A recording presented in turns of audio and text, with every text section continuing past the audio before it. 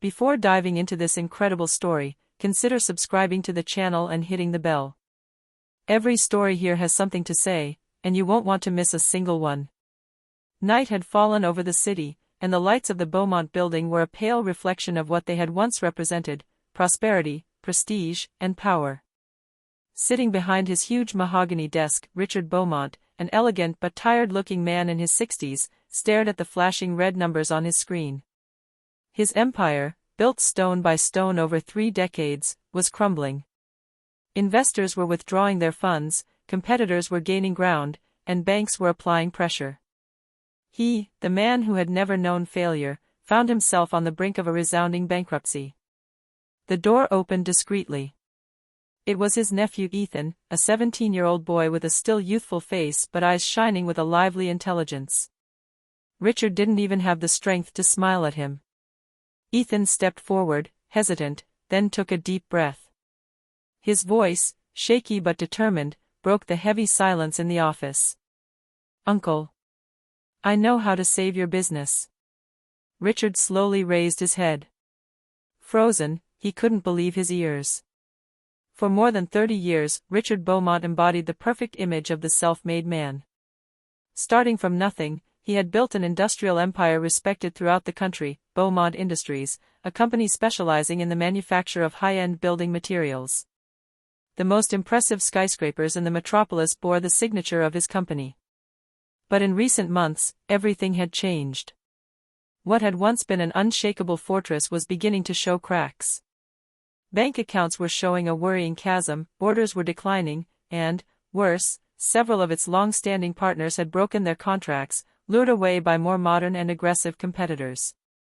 Richard now spent his days cloistered in his 25th-floor office, surrounded by piles of files, overdue invoices, and downward spirals.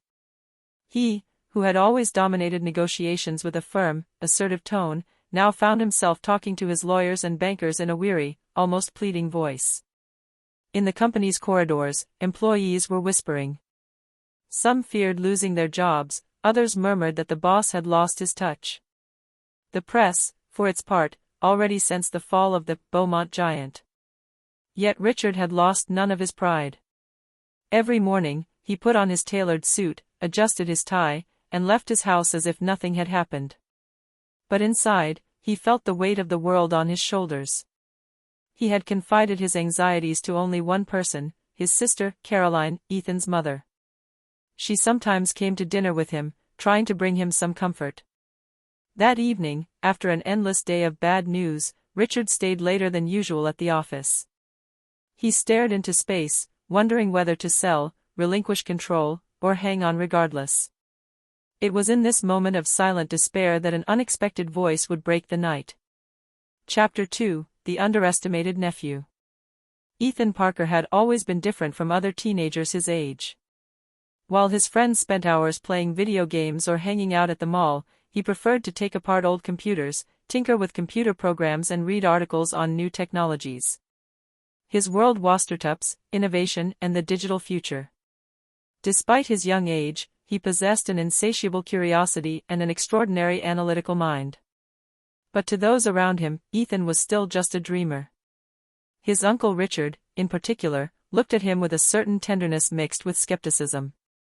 "You're brilliant, Ethan, but real life isn't a computer, nor an algorithm," he often repeated. For Richard, experience, terrain, and grip were far more important than the ideas of a 17-year-old. Ethan didn't hold it against him. He admired his uncle. Since childhood, he had grown up hearing the glorious tales of Beaumont Industries. He had seen Richard cut ribbons at inaugurations, shake hands with politicians, and appear in newspapers as a symbol of success. To him, Richard was a role model, but also a man stuck in an era that was changing too quickly. In his bedroom, his computer running almost day and night, Ethan had closely followed the gradual decline of the family business. He had studied the competitors, analyzed their strategies, and analyzed their campaigns. And the more he advanced in his research, the more he became convinced of one thing: his uncle was heading straight for a wall, not because of a lack of talent, but because he refused to adapt. He wished he could have told him about it sooner, but every time he tried, Richard interrupted him with a smile. Focus on your studies, Ethan. The business world is a jungle, not a classroom. But that evening, seeing his weakened uncle, sitting behind his immense desk and crushed by the weight of his worries, Ethan knew the time had come.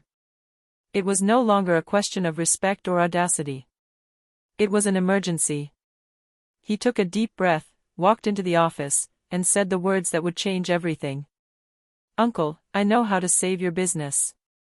The following Sunday, Caroline insisted on hosting a family dinner at her house.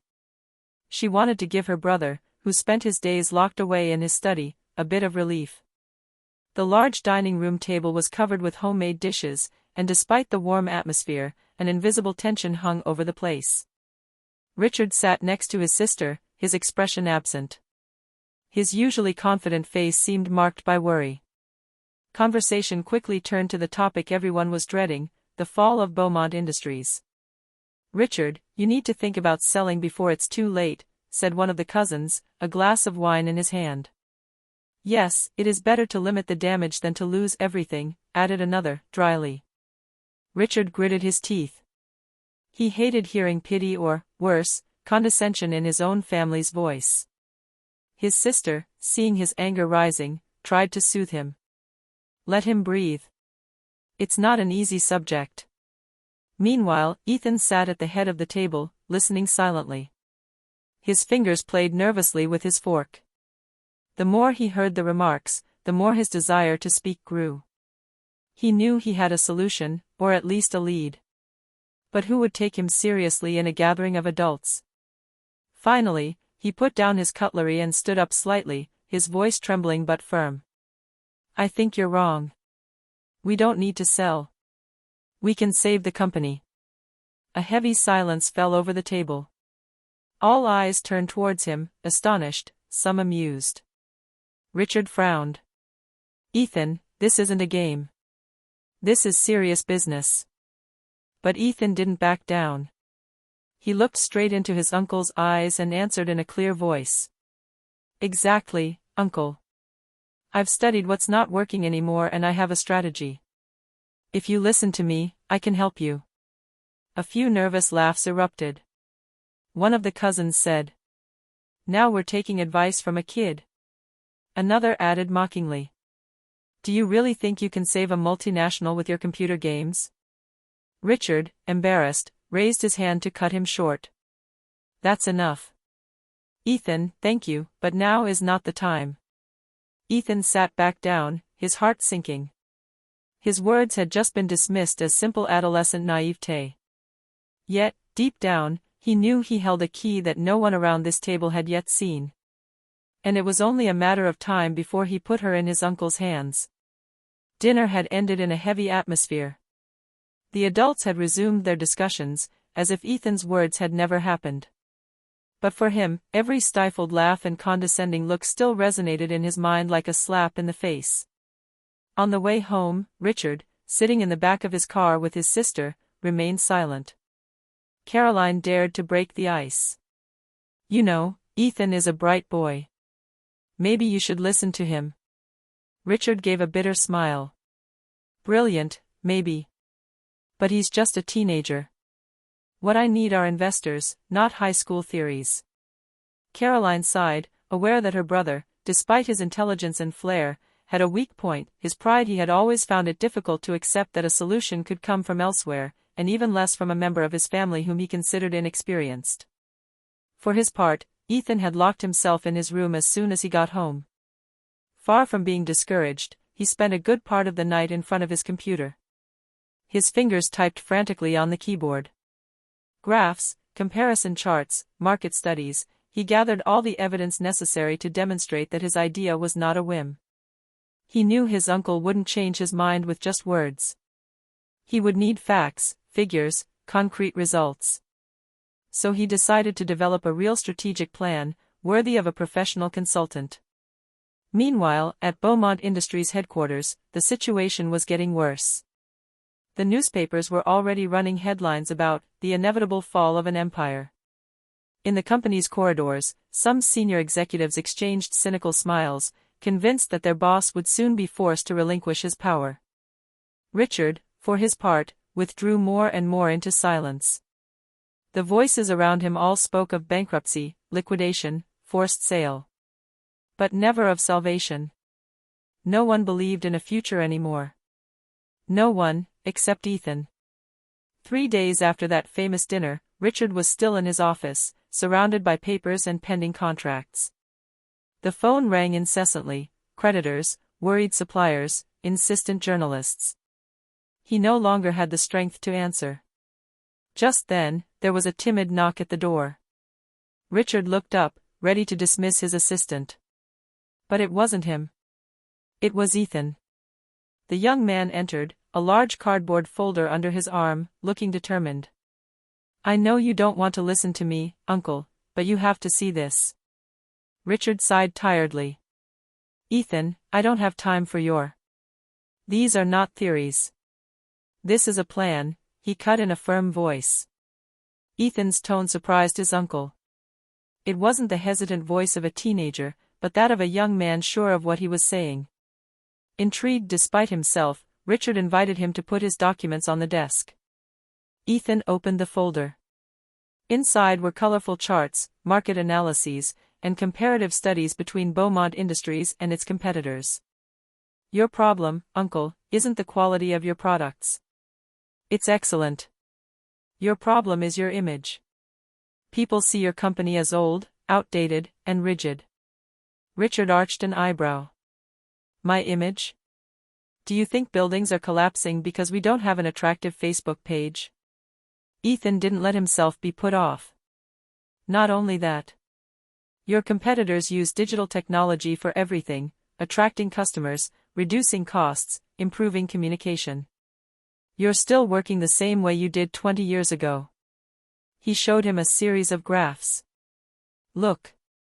Here are their online campaigns. Here are their sales results. And here's the gradual decline of ours. The difference is adaptation." Richard remained silent.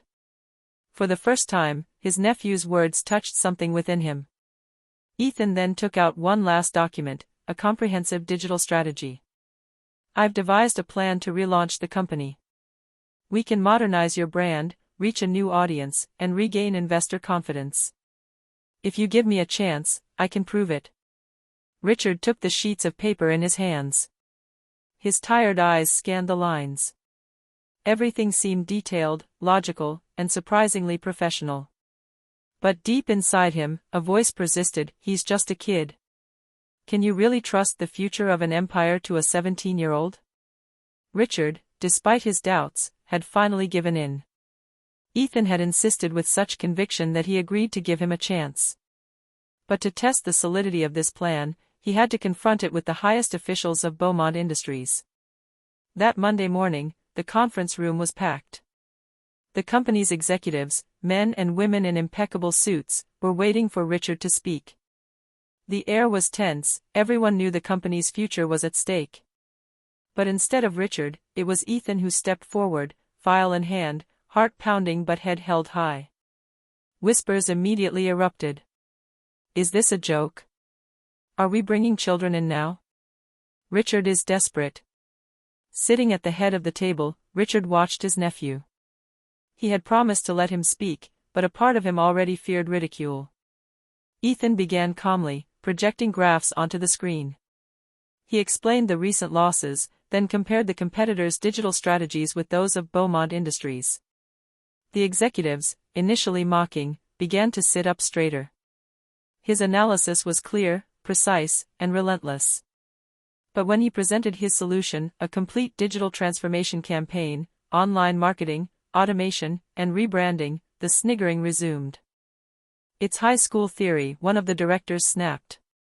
"We're not going to save a multinational with tweets and videos," sneered another. "Mr. Beaumont, with all due respect, you are wasting our time." Richard felt anger rising inside him. Not at Ethan, but at these arrogant men who hadn't offered anything for weeks, except to sell or liquidate. Yet he said nothing. He wanted to see how his nephew would react. Ethan, far from being intimidated, took a step forward and declared, "You've tried everything, and you've failed. I propose something else. If you think this is ridiculous, give me one branch of the company to prove it. Just one. And if it doesn't work, I'll disappear from your meetings. A silence followed. The executives exchanged glances, half mocking, half intrigued. Richard, for his part, stared at his nephew with a nascent pride he never thought he would feel. "All right," he said finally, "you'll get your chance, Ethan. Just one." The executives shrugged, some even bursting into laughter. They were convinced that this kid would break his back attempting the impossible. But Richard, deep down, felt that a turning point had just taken place. A few days later, Ethan was given permission to work on a small branch of the company, a regional subsidiary specializing in supplying materials for local construction sites. In the eyes of the executives, it was a harmless test, a way to prove the futility of a teenager's ideas without risking too much money. But for Ethan, it was a golden opportunity. He immediately set to work. In a corner of the headquarters, he transformed an unused room into a veritable mission headquarters. Armed with his laptop, some software he had programmed himself, and a small budget granted to him by Richard, he got started. The first step was the digital communication. Ethan created targeted social media campaigns highlighting the quality and durability of Beaumont products. He used short, dynamic videos featuring testimonials from satisfied customers and impressive images of skyscrapers built using their materials. Then, he developed a simple online platform allowing customers to order directly, without going through the usual administrative hassle. "People want speed. If we make their lives easier, they'll stay with us," he explained to his uncle. Finally, he introduced a bold idea, a loyalty program with discounts for regular customers, all managed by a mobile application that he designed himself. At first, everyone, even Richard, looked at his work with skepticism. The executives, however, still sniggered. "Look at him, he's playing the entrepreneur. In 2 weeks, he will have emptied his budget for 3 likes on the internet." But the results were not long in coming. In less than a month, the regional subsidiary recorded an increase of 25% of orders. Local construction sites flocked to it, seduced by the simplicity of the new system and the modern image that the brand now projected. The numbers were clear: where sales had been stagnant for over a year, they were suddenly taking off dramatically. One evening, as he was returning late to headquarters, Richard stopped in front of the screen displaying the subsidiary's results. His heart was pounding. The graphs were rising, for the first time in months. He found himself whispering, "What if he really was right?" Meanwhile, Ethan, exhausted but radiant, was already planning what came next. This was just the beginning. In a few weeks, what was just a little test became a revelation. The regional subsidiary, once ignored, became the focus of attention for the entire board of directors. The numbers spoke for themselves: increased sales, new customers, and contracts signed more quickly. But that wasn't all. Ethan's digital approach attracted the curiosity of local media. An article in a business newspaper was titled, "Beaumont Industries, the Unexpected Renaissance from Digital Technology." Richard, initially cautious, suddenly found himself in demand for interviews. When asked what strategy he had used to reverse the trend, he responded evasively, without yet daring to reveal that the idea had come from his 17-year-old nephew. At headquarters, executives watched this success with anger mixed with jealousy. Some tried to downplay the feat. "It's just a coincidence. A simple fad that won't last."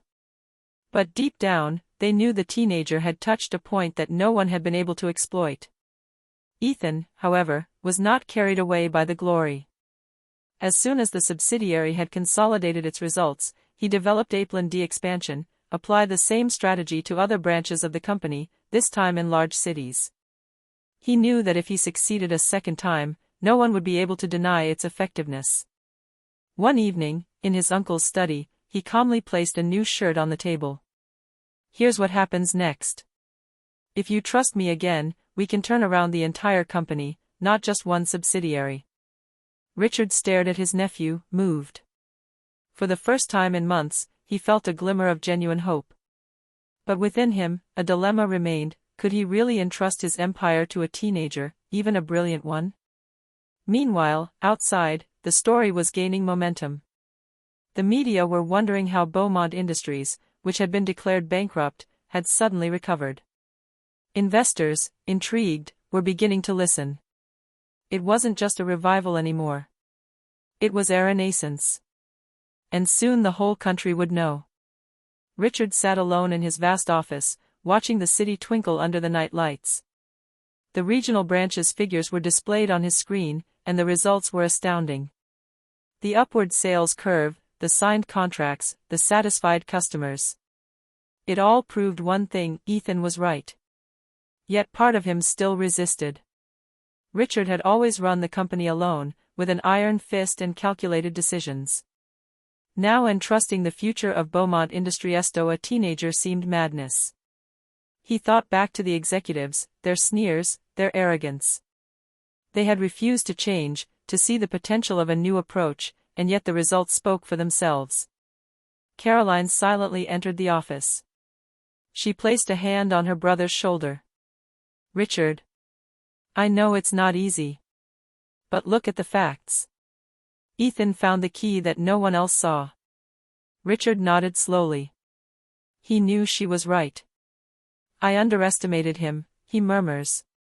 "And you're not the only one," Caroline added with a smile. The young man had proposed a different vision, bold, risky, but incredibly effective. And Richard understood one essential thing: to save the company, he had to learn to let go. The next day, Richard summoned all the executives to the conference room. Silence fell when he entered. Everyone was waiting, skeptical, curious, some wary. "Ladies and gentlemen," he began, his voice calm but firm, "I've made a decision. Beaumont Industries is going to change. We're going to adopt an innovative plan, led by someone you already know." He turned to Ethan, standing proudly beside him. "My nephew Ethan will lead this transformation. And those who think this is a mistake, you'll see." Murmurs erupted. Some executives exchanged shocked glances, others, incredulous, tried to smile politely. But Richard didn't back down. He knew it was the right choice. At that precise moment, a historic turning point had just occurred. The former millionaire, undisputed master, agreed to entrust his empire to a new generation, and above all, to the intelligence and courage of a teenager whom he had long underestimated. The change was only just beginning. A few weeks later, Beaumont Industries was unrecognizable. Subsidiaries that had been stagnating for years were posting record results, and customers were returning in droves. Investors, initially intrigued, were now enthusiastic. A public event was held to present the company's new recovery plan. Journalists, partners, and even skeptical executives were in attendance. Richard, faithful to his discretion, stood on the stage, ready to speak. "Ladies and gentlemen," he began. A respectful silence fell. A few months ago, some predicted the downfall of Beaumont Industries. But today, we can announce that we are back on the road to success. He paused and turned to Ethan, who was standing beside him, his eyes shining with emotion. "And the credit goes to the one you might not have expected to lead this transformation, my nephew, Ethan Parker." A murmur rippled through the room. Journalists leaned forward in astonishment, while some executives froze. Applause quickly erupted, growing louder and louder. The news spread across social media within minutes: a teenager had helped save an industrial empire. Ethan, shy but proud, stepped forward. He briefly explained the strategy he had implemented, the digital innovations, and the vision that had led to the company's rebirth. Every word was greeted with admiration. The media were fascinated. Articles and reports spoke of a 17-year-old prodigy, capable of transforming a multinational on the brink of collapse. Richard, standing next to him, felt his heart swell with pride. For the first time, he fully accepted that the future of his empire rested not only on him, but on the talent and audacity of the new generation. And in that room, surrounded by his colleagues and the astonished looks of the audience, Ethan understood that he had just reached a milestone. He was no longer just the millionaire's nephew, but the savior of Beaumont Industries, recognized and celebrated for his ideas and his courage. The rebirth was accomplished.